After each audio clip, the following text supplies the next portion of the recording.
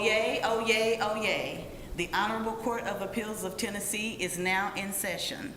God save the United States, the state of Tennessee, and this honorable court. You may be seated.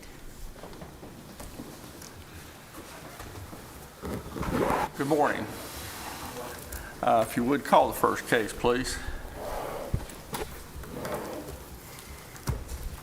Nucsafe, Inc. et al. Versus Stephen Farber et al.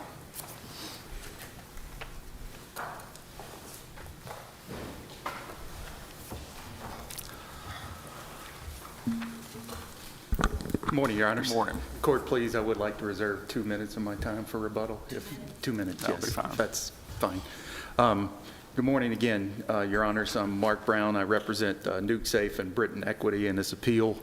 It's been a few years since I've been here, so I'll try not to embarrass myself in the next few minutes, particularly since I think it's being recorded. It's being not just recorded, it's being live streamed. Yeah, that's the last thing I need. I don't need somebody Google searching me and finding something embarrassing. But anyway, this case is obviously, as the court knows, is before this court on the grant of summary judgment in favor of the defendants. Mr. Farber and Mr. Maisel, the personal representatives of the decedent, Richard Seymour. We've set out 3 separate issues in our brief, those 3 issues being involving res judicata, collateral estoppel, and the issue with the statute of limitations. With respect to the first 2 of those, the collateral estoppel and the res judicata, really that kind of comes down to the determination of what was the decision of the court in the first case. As the court's probably aware from reviewing the record, this is a second case that was brought by my clients, Nucsafe and Britain Equity, against Farber and Maisel. There had been a previous case where Mr. Farber and Mr. Maisel had sued Nucsafe and Britain Equity and obtained a judgment for $200-some thousand, something of that nature. We then filed this case later to challenge the validity of the note that the judgment was based on. And so this really involves a question of whether that first case, it was specifically determined by both the Chancery Court and this court as to whether that note was enforceable or not. I think that's where the issue comes in. With respect to that first issue, which is of course the res judicata, as our briefing has set out, we've shown the elements there in the briefing of res judicata, and I really don't have any issue. There are 4 elements there. I really don't have any issue with the first 3. It's the 4th one where we think that the res judicata argument fails and the Chancery Court made a mistake, and that is the element of both proceedings involve the same cause of action. Now, candidly, both proceedings involve the note. I understand that. But specifically, at no point did we specifically find out whether the court considered this note enforceable or not. The court entered a judgment in favor of the plaintiffs in that case, but the issue of whether the note was enforceable was really not before the court. It was sort of basically I think the case was styled as a complaint on a sworn account, basically. And they were suing on that basis. So it's for that reason that we think the judgment of the Chancery Court in this case is incorrect with respect to that res judicata element and the res judicata decision. With respect to collateral estoppel, which is about, well, one thing, let me back up on, as I'm looking at my notes here, and at my age, I have to refer to the notes a lot. One thing I will point out from the case law, and that is that if there's any uncertainty to the matter formally adjudicated, the burden of showing it with sufficient certainty by the record or extrinsically is upon the party who claims the benefit of the former judgment. And in this case, we do not believe that they can show, nor has it been showed, that the note was determined to be enforceable. The Court of Appeals, this court, took up that issue in the first appeal from the first case, and that decision was confined basically to just 3 things. as the Chancery Court's decision was. One was the Tennessee Dead Man Statute. In other words, could some of the things that Mr. Dukas, my client, who the owner of the companies, was saying in his affidavit, could he say those, or were they barred by the Dead Man Statute? The cancellation rule was the second thing that this court considered and the Chancery Court considered. That was inconsistent statements between what we said in the answers to interrogatories and what Mr. Dukas' affidavit said later in response to that motion for summary judgment. And the third thing was the best evidence rule. In the opinion that this court issued in that case, and it's in Record Volume 1, page 97, footnote 3, it specifically says fraud was not an issue in that case as it had not been pled as an affirmative defense. So the fraud issue was never discussed in the Chancery Court. Now, we did try to bring it up as part of our defense, but the court said we'd waived it, so it didn't occur that way. But that issue was never decided in the first case. With respect to the collateral estoppel, that's sort of an issue. Counsel, Yes. So the trial court in the first case found you couldn't bring fraud up because you had waived it, Correct. but it's your position you can bring fraud up in this suit. Yes, Your Honor, and for this reason, and it's because in this case, we're not pleading a defense that we waived. This is an affirmative claim. This is an affirmative claim for fraud, and it is a tort claim, and it is not barred by the rules of civil procedure. It is not a compulsory counterclaim. That was one of the arguments they made down below, but I don't think that was a part of the judgment in this case. So yes, I do think that my clients are perfectly fine to bring this case for an affirmative claim. Don't think it's barred by the fact that there was a waiver of a defense in the first case. I don't think bars an affirmative claim in the second case. Excuse me for interrupting, Sure, no counsel. problem. So the trial court made a determination in the first action that fraudulent inducement was an affirmative defense and it was waived. Was that issue raised on appeal in the first appeal? I am trying to think. I do not believe so, Your Honor. If I'm recalling the record correctly, I do not believe it was. I could obviously be proven wrong by looking at the record, but I don't.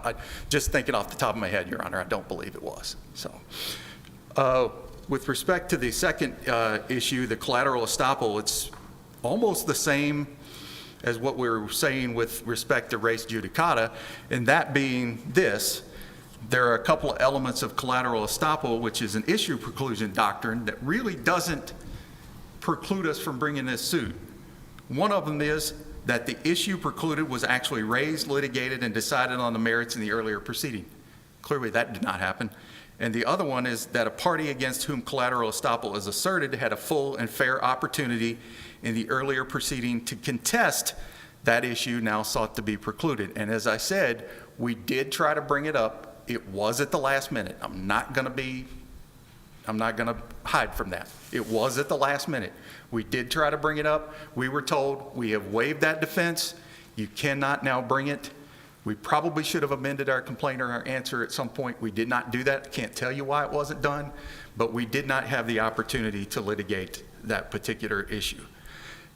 And finally, the issue with respect to the statute of limitations, the court there, the Chancery Court found that my client should have been on notice in 2015 when Mr. Seymour had them sign this amended promissory note that he was committing a fraud. And what we're saying is my client didn't learn about it until 2020 when they started looking at the books and the records. Now, the defendants say, well, you should have been on notice because Lester Sideropoulos, who's a very fine man and a brilliant scientist, would know about this because he was the CEO and chairman of Nucsafe at that time. But even if you go there, where does Britain Equity come in? Where is their knowledge?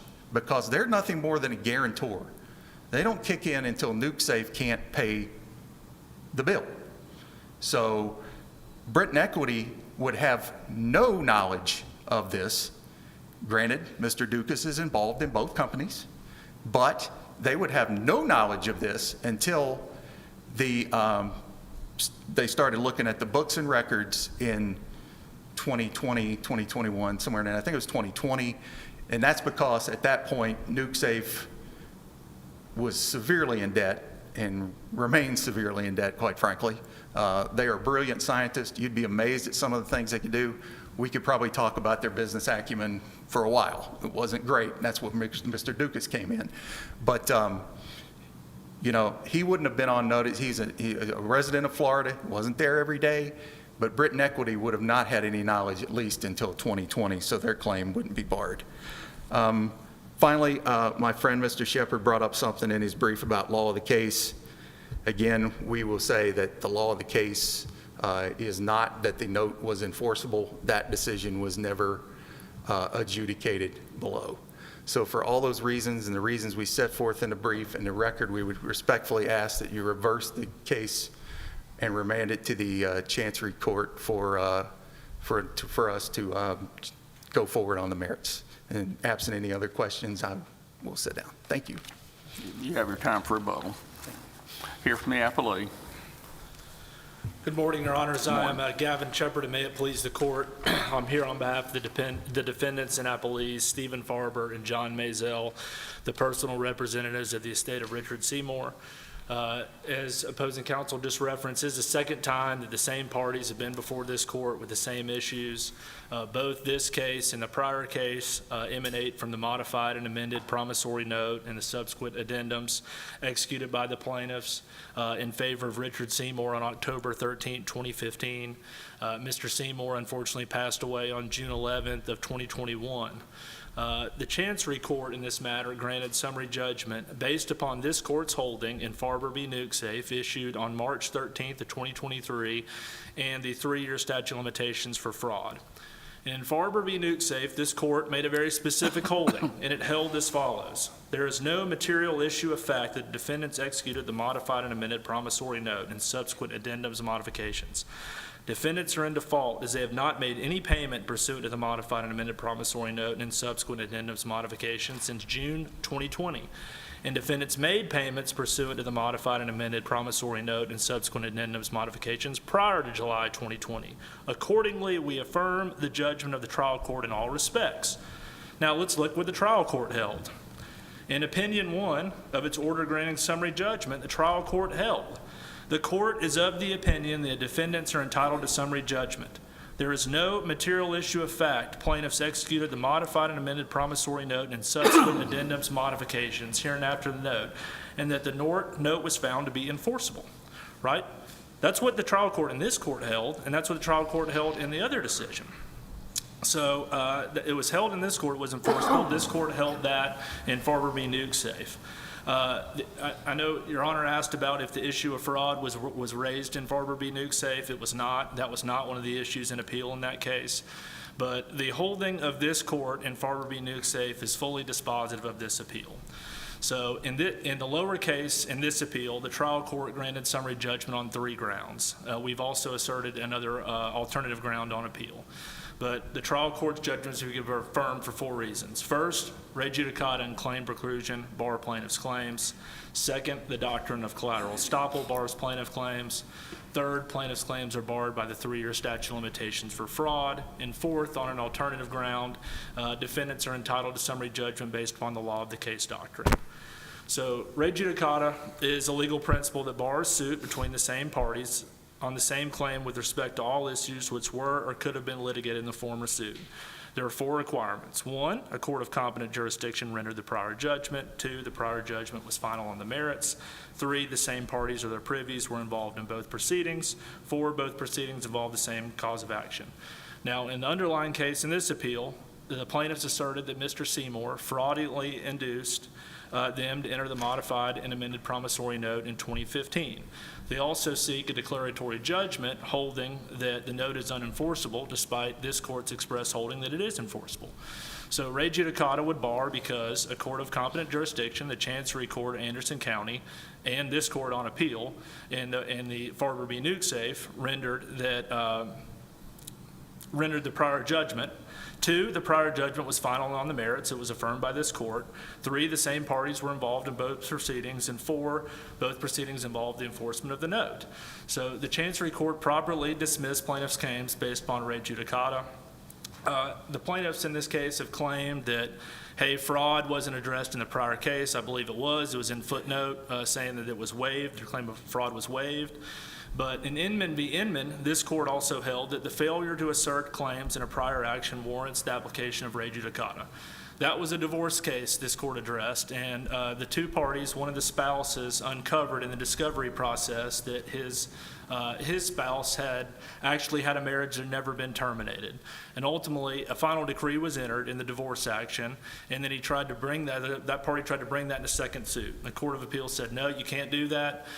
You were aware of facts. You could have moved to amend your claim, which is exactly what the plaintiffs could have done in the prior action. You didn't do so, so it's waived. But all the requisites of res judicata are met, and the grant of summary judgment on that basis should be affirmed. The grant of summary judgment on the issue of collateral estoppel should also be affirmed. Collateral estoppel applies when the issue involved in the current case already been litigated in an earlier suit between the parties of their privies, even when the suits concern different causes of action, if the determination of the issue in the earlier action is necessary to the judgment. We have the same parties in this case as in Farber v. Nucsafe. Both this court and the Chancery Court for Anderson County have held the note as enforceable, and the defendants are entitled to judgment for plaintiff's breach of the note. Plaintiffs cannot be allowed to collaterally challenge the holding of this court and Farber v. Nucsafe and the holding of the Chancery Court in another action. So thus, the doctrine of collateral estoppel would bar a plaintiff's claims, and the grant of summary judgment should be affirmed. With regard to the statute of limitations, there's a 3-year statute of limitations for fraud in Tennessee. The plaintiffs allege that Mr. Seymour fraudulently induced them to enter the note in October of 2015. They further allege he misrepresented that he was owed money by Nucsafe in 2015. The suit wasn't filed in this case till 2022. They claim that the president of Nucsafe and Breton Equity, Ted Dukas, could not have discovered this because he was relying upon Lester Sideropoulos. Lester Sideropoulos was the CEO of Nucsafe. His knowledge is certainly imputed to Nucsafe. But more importantly, as the president of both companies, Mr. Dukas had access to books and records.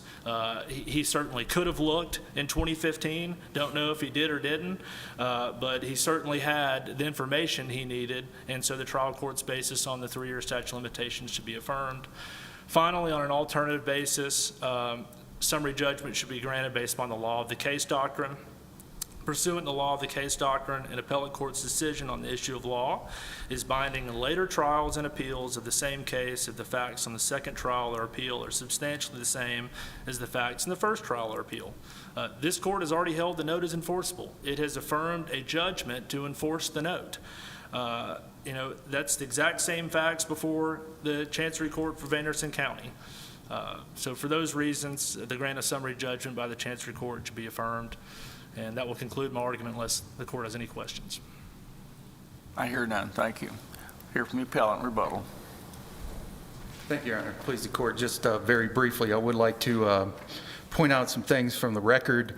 One is when the judge was announcing his decision for the bench, he said, and I'm paraphrasing here, res judicata would bar it. Everything is identical. We don't have anything different before us today except the new claim of fraud. And I also point the court finally to the case of Lean v. Couch, where it says a judgment or decree is res judicata only as to the matters at issue.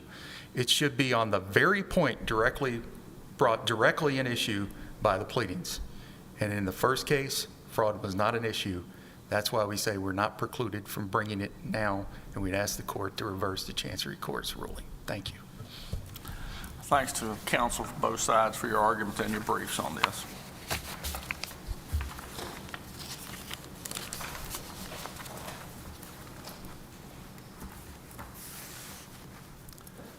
Call the next case, please.